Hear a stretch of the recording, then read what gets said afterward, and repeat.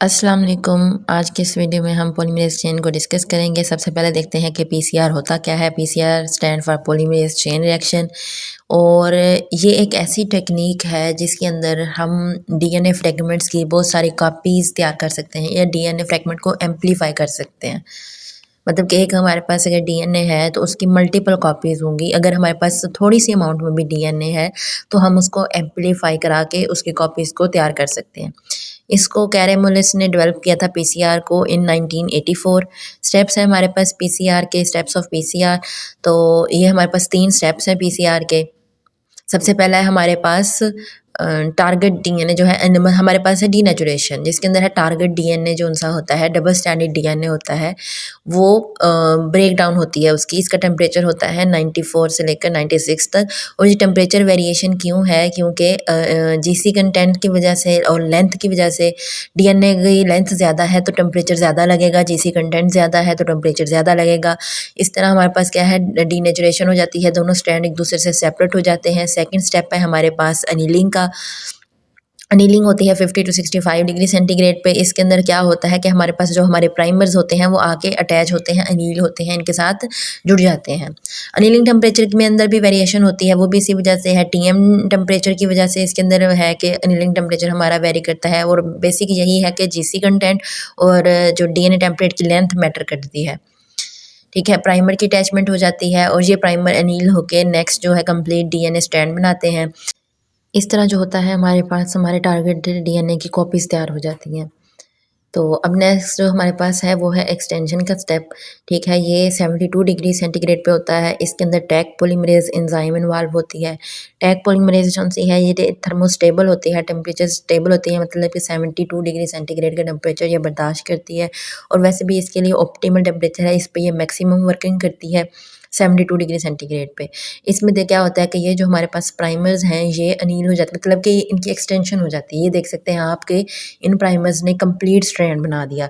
ठीक है, इसी तरह नीचे वाले प्राइमर से भी कंप्लीट स्ट्रैंड बन जाएगा। तो पहले एक स्टार्ट में हमारे पास एक टेम्पलेट था, एक डीएनए मॉलिक्यूल था, अब हमारे पास 2 डीएनए मॉलिक्यूल तैयार हो गए। तो पीसीआर के अंदर ये प्रोसेस ही रिपीट होता है कि एक से हमारे पास मतलब कि हमारे पास जो डीएनए उसकी अमाउंट डबल होती जाती है हर साइकिल में। इसमें हमारे पास 3 स्टेप हैं। पहला हमारे पास था डीनेचुरेशन का, फिर हमारे पास एनीलिंग थी, थर्ड हमारे पास एक्सटेंशन था। और इसी में ये है कि मिलियंस ऑफ कॉपीज़ हम इस प्रोसेस के ज़रिए तैयार कर सकते हैं। अब नेक्स्ट हमारे पास है टेम्परेचर प्रोफाइल ऑफ पीसीआर। ठीक है, टेम्परेचर टाइम ग्राफ है। इसके अंदर हमारे पास हम देखेंगे कि किस तरह टेम्परेचर टाइम के साथ वेरी करता है। पहले हमारे पास डीएनए डबल स्ट्रैंड है, ठीक है, और ये अभी स्टार्ट है रिएक्शन का। फिर आहिस्ता-आहिस्ता टेम्परेचर इंक्रीज़ होता है। डीनेचुरेशन हमें पता है 90 टू 94 पे होती है, टेम्परेचर वहाँ तक जाएगा। डीनेचुरेशन में क्या होगा, स्ट्रैंड ब्रेक डाउन होंगे।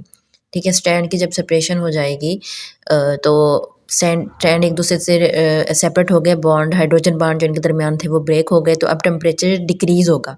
टेम्परेचर डिक्रीज़ होकर 50 टू 60 के दरमियान आएगा। यहाँ पे हमारे पास आके प्राइमर्स अटैच होंगे।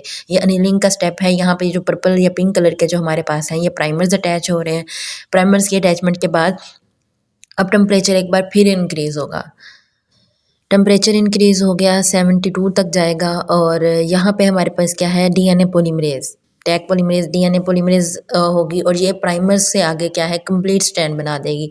हमने यही कहा ना कि जो डीएनए पॉलीमरेज़ है हमारे पास न्यू न्यूक्लियोटाइड ऐड करके स्ट्रैंड को कंप्लीट करती है। तो ये हमारे पास 2 स्ट्रैंड बन गए और ये पूरा प्रोफाइल है।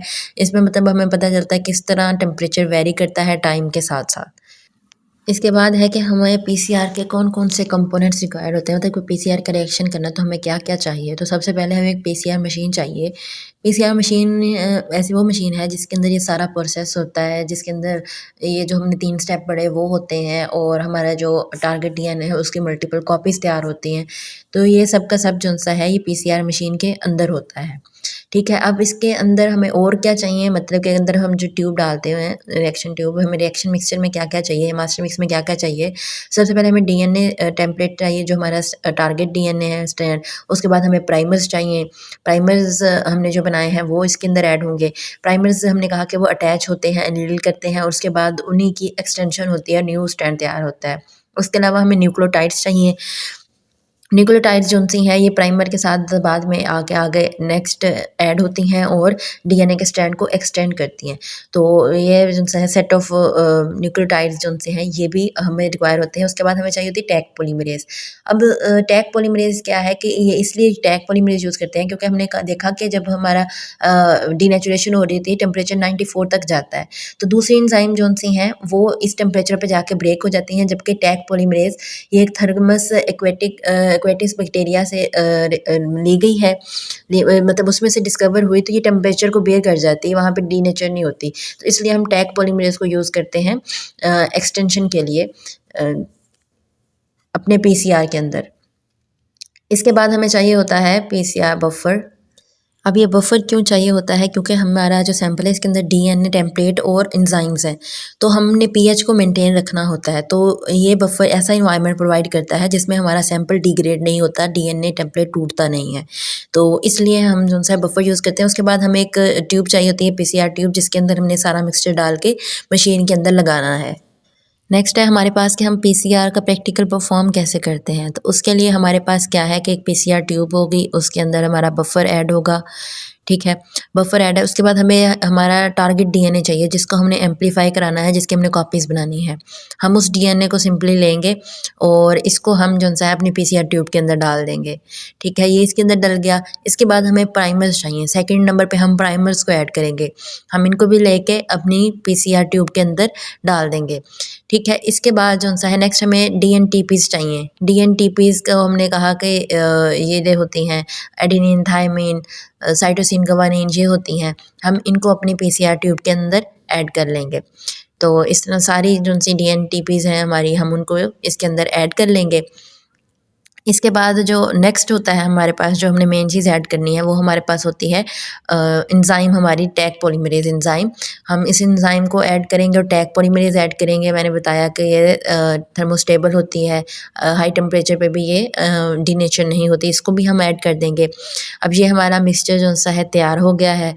अब इसको हमने क्या करना है, इस हमारी पीसीआर ट्यूब होगी, इसको हमने मशीन के अंदर लगा देना है। हमारी थर्मोसाइक्लर जो मशीन है, पीसीआर मशीन भी बोलते हैं इसको, इसके अंदर डाल देंगे और बाकी जो सारा प्रोसेस है वो इस मशीन के अंदर होगा।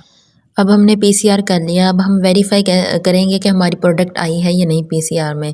तो उसके लिए हमारा जो पीसीआर प्रोडक्ट होता है, हम उसके लिए जेल इलेक्ट्रोफोरेसिस का प्रोसेस करते हैं। हम पीसीआर से सैंपल लेते हैं, उसको जेल के ऊपर रन करते हैं, ठीक है। जेल के ऊपर रन करने के बाद अगर उसके बैंड आ जाते हैं तो कंफर्म हो जाता है कि हमारा पीसीआर प्रोडक्ट बन गया है। लेकिन अगर बैंड नहीं बनते तो उसकी कोई भी रीज़न हो सकती है कि हमारा पीसीआर का मतलब मिक्सचर ठीक नहीं था, वर्किंग नहीं हुई, हमारा क्यों रिएक्शन नहीं हुआ, जेल के अंदर भी इशू हो सकता है। तो ये सब कुछ ट्रबल शूटिंग के अंदर आ जाता है, लेकिन इसके ज़रिए कंफर्म हो सकता है कि हमारी प्रोडक्ट बनी है या नहीं बनी है, ठीक है। अब प्रोडक्ट की कंफर्मेशन हो गई। अब एक और चीज़ भी हम कर सकते हैं, हम इसका साइज़ देख सकते हैं कि साइज़ इसका कितना था, हमारा जो बैंड आया है उसका साइज़ कितना है। तो उसके लिए हम सेम यही करते हैं कि हम जेल बनाते हैं, जेल के ऊपर उनको रन करते हैं, लेकिन साथ में हम लैडर डीएनए लैडर को रन करते हैं। वो वेरियस साइज़ के फ्रेगमेंट्स होते हैं जो हमें पता होता है कि इनका साइज़ इतना है, तो उसको हम साथ में रन करते हैं, साथ में हम अपने बैंड्स को देखते हैं, फिर हम इनको कंपेयर कर लेते हैं दोनों को। कंपैरिज़न से हमें पता चल जाता है कि हमारा जो डीएनए फ्रेगमेंट है इसका साइज़ कितना होगा। और इसका कंपैरिज़न इस तरह करते हैं, एग्जांपल देख लेते हैं। हमारे पास यहाँ पे 3 बैंड शो हो रहे हैं। पहले 2 जो बैंड हैं उनका साइज़ 700 केबी है, मतलब कि जो लैडर के अंदर 700 केबी वाला फ्रेगमेंट है ये उसके बराबर आ रहे हैं। तो इसका ये मतलब है कि इसका साइज़ भी 700 केबी होगा। और जो तीसरा हमारे पास बैंड है वो 500 केबी वाले डीएनए लैडर के बैंड के बराबर आ रहा है। तो इसका ये मतलब होगा कि इसका साइज़ भी क्या है, 500 केबी है। तो इस तरह जस्ट कंपैरिज़न के ज़रिए हम इसका साइज़ के बारे में पता लगा सकते हैं कि जो हमारे पास बैंड्स आ रहे हैं, जो हमारे पास डीएनए फ्रेगमेंट्स हैं, उनका साइज़ कितना है।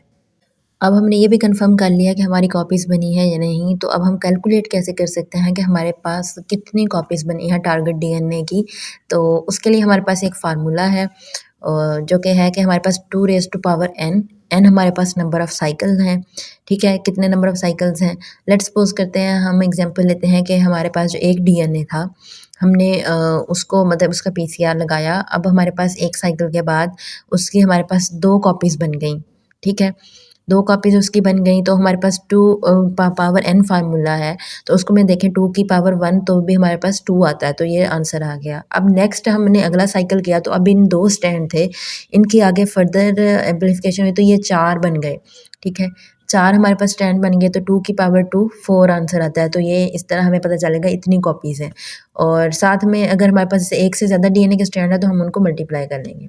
अब उसी का हम पहले वाली को देख रहे हैं एक स्टैंड से, अब देखो ये थर्ड साइकिल आ गया। थर्ड साइकिल में हमारे पास हर स्टैंड से 2-2 कॉपीज़ बनेगी। तो 2 की पावर 3 हमारे पास 8 आंसर आता है, ठीक है। ये देखिए 2 की पावर 3 8 होता है, तो ये 2 मल्टीप्लाई 2 मल्टीप्लाई 2, तो ये हमारे पास आंसर 8 आएगा। तो थर्ड साइकिल में जाके हमारे पास इसकी 8 कॉपीज़ बन गई। इसी तरह सो ऑन हम इसको चेक कर सकते हैं। अब हम देखते हैं कि कौन से फैक्टर्स हैं जो कि पीसीआर एम्प्लीफिकेशन को इफ़ेक्ट कर रहे हैं।